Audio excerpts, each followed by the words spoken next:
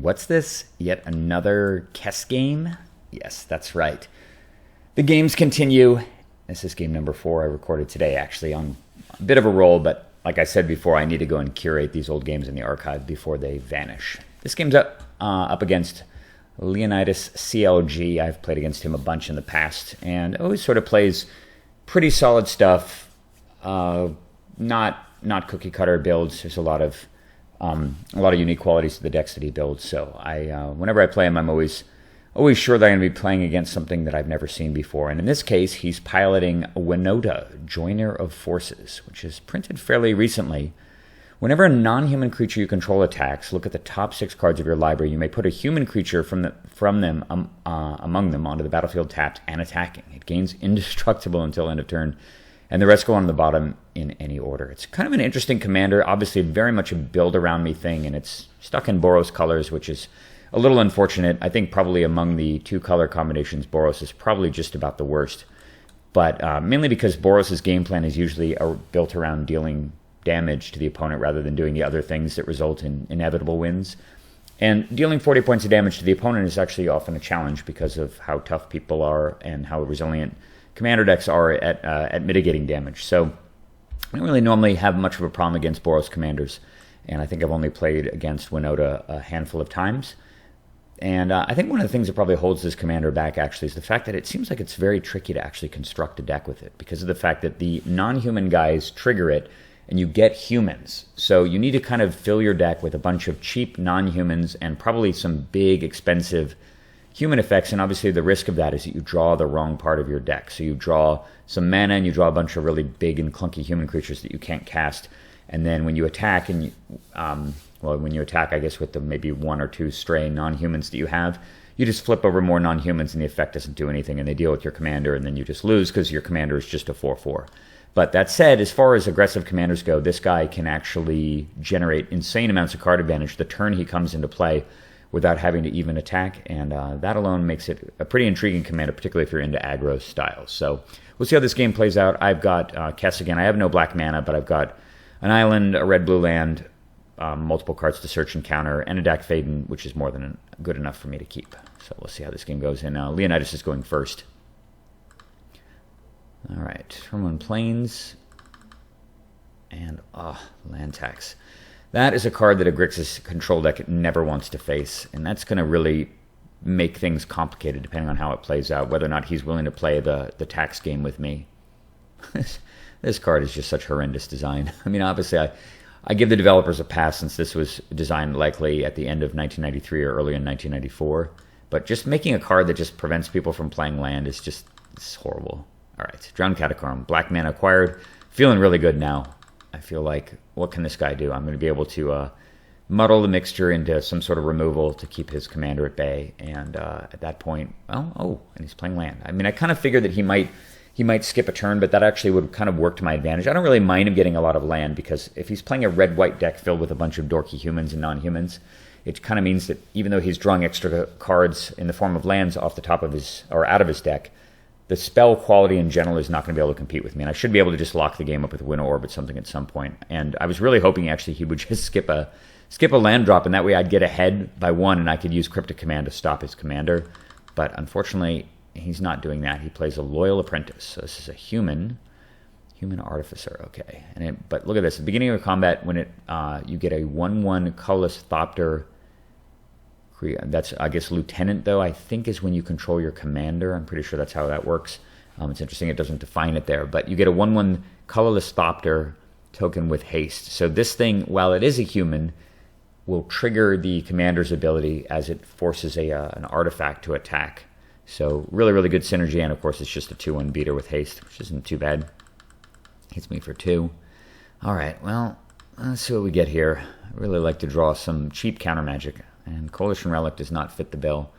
So I'm just going to cast Preordain first here. And I'm kind of thinking, well, maybe it's worthwhile for me to just destroy his mana and see if he's got enough land to cast his commander. I don't remember what card I put on the bottom, but I think it may have just been another mana source. And I'm going to hold the Spell Pierce, which may have actually been a mistake. I think I'm just, at this point, I'm not really giving this deck credit for how dangerous it can possibly be. The fact that I'm taking like a reactive card that only stops spells when a deadly spell is already in play and my opponent is likely just playing a deck with a million creatures is probably a mistake. I should have just probably put this on the bottom as well and hoped to draw something that was more interactive.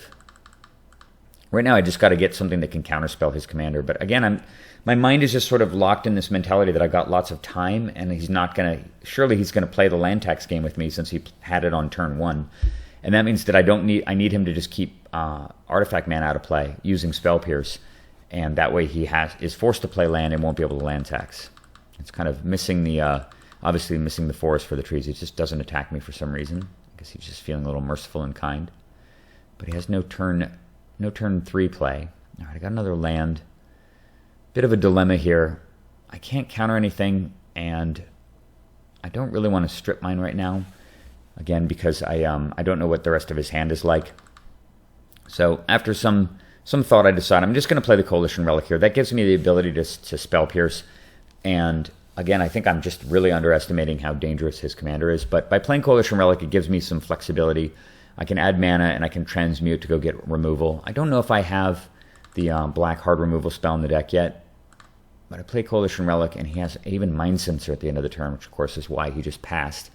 And very glad I did not transmute Muddled Mixture this turn. But that's going to further complicate things, and this is also not a human, so it will trigger his ability of his commander as soon as he attacks with it. And I'm thinking, oh my god, please do not have any land here. I'm going to be in some big trouble. But at this point, I don't really know what the rest of his deck is like. And I see no mana, so he whiffed there, and he plays another non-human in the form of Phyrexian Revoker. So, of course, in response... Since I'm nearly certain he's going to name Coalition Relic, I just charge. Even though I can't tap the Relic, I can at least remove the counter automatically and get some mana next turn. So these two guys crash in. Ow. Down to 34. But not feeling too bad yet. It is a lot of pressure, though. All right. Strip mine. Yeah, I mean, really at this point, he didn't play a land, so I got to assume he does not play a land, and I think I probably should have just resigned myself to playing the land tax, or letting him land tax at this point, just so that I could get ahead or constrain his mana for a little while. I mean, I am taking 6 points of damage a turn, but it's not really that bad, and may just buy me time to draw a sweeper or something. All right, I'm going to add blue here. And ultimately, I decided to just play Kess and then not play the land tax game with him. I'm just playing Kess here, figuring I'm going to gamble that he doesn't have any more land. I'm not going to let him land tax, and then I can preordain next turn and hopefully draw into some cheaper counter magic before his commander comes online. But nope, he's got a Chrome Mox, and I can't do anything to stop that. I definitely would have Spell Pierced it just to hold him off from being able to cast his commander for one turn. But unfortunately, the Relic is shut down, and I didn't play an island, although he wouldn't, of course, had to play the Chrome Mox anyway. All right. Winota comes down. And I'm going to be facing 3 triggers on this thing right away. So there's the first one. He doesn't have to attack with the human. So there's going to be 3 triggers. Let's see what it yields. First trigger resolves. Tithe Taker. Okay. All right, that's not great. But not terrible either. And it is, obviously it's a human. And then he gets this... Oh, wait, what came out there? Oh, did he whiff on the second one? Yeah, I guess the next one whiffed. And then here's the third one. Oh, that's real bad. Silverwing Squadron. A human knight. Power and toughness equal to number of creatures he controls. And when it attacks, you get a 2/2 knight. He doesn't get it mercifully this turn. But it's already a 7/7. Way more damage than I was bargaining for. All I can do is... Since I know that Muddle the Mixture is hopefully going to get me out of this, I'm going to be able to Muddle for Demonic Tutor and Demonic Tutor for Deluge to stop the insanity, hopefully, before I die. But I took so much damage that turn. Just a gigantic hit, way more than I expected. Still can't charge the Relic, but at least I got the even Mind Sensor off the board. Okay, Ancient Tomb's not bad. All right, I'm going to preordain out of the graveyard. And unfortunately, there's just garbage on top, and just draws me in another land. Okay. I'm going to transmute here to get a 2-drop. And of course, let's see if I actually... Yeah, I don't even have the removal spell in my deck yet. Not that it would really even matter. There's already so much pressure in play anyway, but it might have at least been able to blunt some of the damage. Unfortunately, I can't cast it, and then I'd make this hideous play of accidentally misclicking. I meant to get Demonic Tutor, and I clicked on the other black mana, black casting cost 2 mana thing in my deck. The Dark Confidant. When I played this, I kind of just slumped in my chair and went, okay, well, this is just clearly over. And I I mentioned to my opponent, I said I misclicked, and he said, that sucks. It may not even matter. And I think I probably, I said, well, it may matter. I think I said, actually, I'm pretty sure it's going to matter. But yeah, you can't feel good about misclicking and just getting a Dark Confidant. Now he gets to land tax, which will make the replaying of his joiner inevitable in a couple of turns anyway. And I may not even have enough life to deluge away what happens here. He's tapping some more mana here. 3, 4, 5. Oh god, Rick, Steadfast Leader. As long as you control 4 more humans, humans you control get +2/+2. I have to play against this abomination somehow in the game from The Walking Dead. How many humans has he got? There's 1, 2, 3, 4. Yeah, it already is working. Look how huge these things are. 8, 8, 6, 6, 4, 3. I'm at 22. And it's about to get a whole lot worse. Thopter comes down. They all attack this turn. Lord, that's 4 more triggers. Oh, there's the Knight too. Yeah, that's right. That's the first one. So he gets a 4/4. Other creatures you control get +1/+1.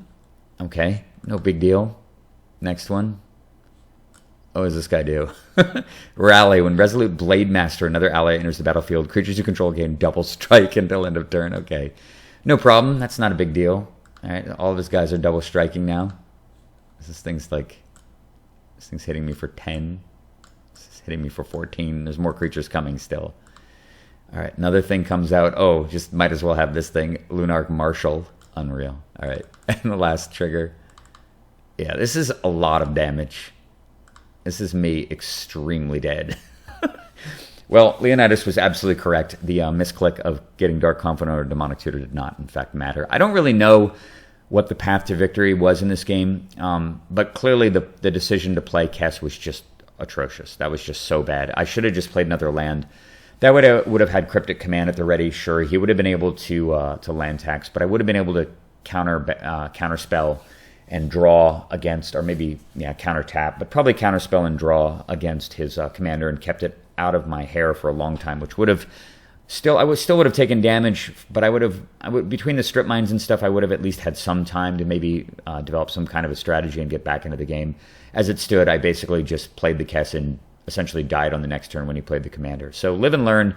I will no longer underestimate how powerful Winota is. And it seems like Leonidas has switched over to playing some kind of mono-black thing lately, so when I face him again, I may not even play against this deck again. But it was definitely a real lesson, and my takeaway from it is Boros has tools now from some recent printings that clearly have elevated it up into being more competitive with these control strategies. Would have been interesting to play against this deck with a different deck or with a different kind of draw, but as it stood, kudos to Leonidas. He broke a 41-game winning streak that basically had begun right when I started playing the Kess deck, and yeah, pretty humbling actually. Hope you guys enjoyed that game. Hope you enjoyed watching me getting soundly thrashed. And I have a bunch more Kess games in the pipeline for you to look forward to. Win or lose, hopefully they're good to watch and you'll enjoy them. See you guys later.